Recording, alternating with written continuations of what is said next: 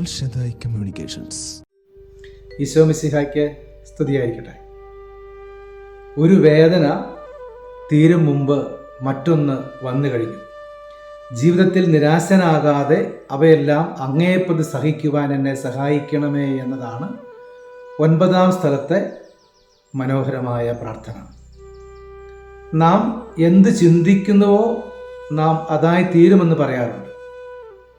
ഞാനൊരു പരാജയമാണ്, എൻ്റേത് ശപിക്കപ്പെട്ട ജീവിതമാണ്, ഞാനൊന്നും രക്ഷപ്പെടില്ല, ദൈവം കൂടി കൈവിട്ട ജീവിതമാണ് എൻ്റേതെന്ന് ആവർത്തിച്ച് പറയുന്ന ചിലരെ കണ്ടിട്ടുണ്ട്. പലപ്പോഴും ഇത് പറയുന്നതിൻ്റെ പിന്നിൽ 2 കാരണങ്ങളാണ് ഉള്ളതെന്ന് തോന്നിയിട്ടുണ്ട്. ഒന്ന്, കേൾവിക്കാരന് എന്നോട് ഒരു സിമ്പതി, ഒരു അനുകമ്പ തോന്നണം, കഷ്ടമെന്ന് പറയണം. 2, അങ്ങനെയൊന്നുമല്ല എന്ന് പറഞ്ഞ് കേൾവിക്കാരൻ എന്നെ ഒന്ന് സമാധാനിപ്പിക്കണം. ഈ ശൈലി ശീലമാക്കുന്നവർ ക്രമേണ നിരാശയിലേക്ക് കൂപ്പുകുത്തുന്നതായിട്ട് കാണാം. അവർ ഒരിക്കലും സംതൃപ്തരാകില്ല.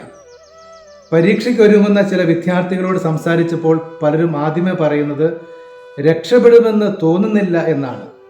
ആ മനസ്സോടെ പഠിക്കാനിരുന്നാൽ എങ്ങനെ രക്ഷപ്പെടാനാണ്? ഐ ആം ബ്ലെസ്ഡ് എന്ന് പറഞ്ഞ് ശീലിക്കണം. ദൈവം എന്നെ ശക്തിപ്പെടുത്തുമെന്ന് പറഞ്ഞ് ശീലിക്കണം എന്നാണ് അവർക്ക് ഞാൻ ആ സമയത്ത് കൊടുത്ത നിർദ്ദേശം. പോസിറ്റീവായ വാക്കുകൾ ആവർത്തിച്ച് പറഞ്ഞ് മാത്രമേ ഹൃദയത്തിൽ ഇരുട്ട് അകന്ന് പ്രകാശം നിറയുകയുള്ളൂ എന്നുള്ളതാണ്. പാപത്തെക്കുറിച്ചാണ് മറ്റൊരു നിരാശ.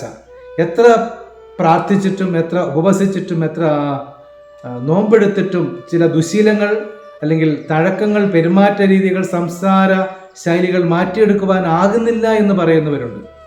സുഖം പ്രാപിക്കുവാൻ നിനക്ക് ആഗ്രഹമുണ്ടോ എന്ന ചോദ്യവുമായി അടുത്ത് നിൽക്കുന്ന യേശുവിനെ ധ്യാനിക്കുക. ആഗ്രഹം തീവ്രവും തീക്ഷ്ണവുമാണെങ്കിൽ നാം ശ്രമങ്ങൾ തീർച്ചയായും നടത്തും.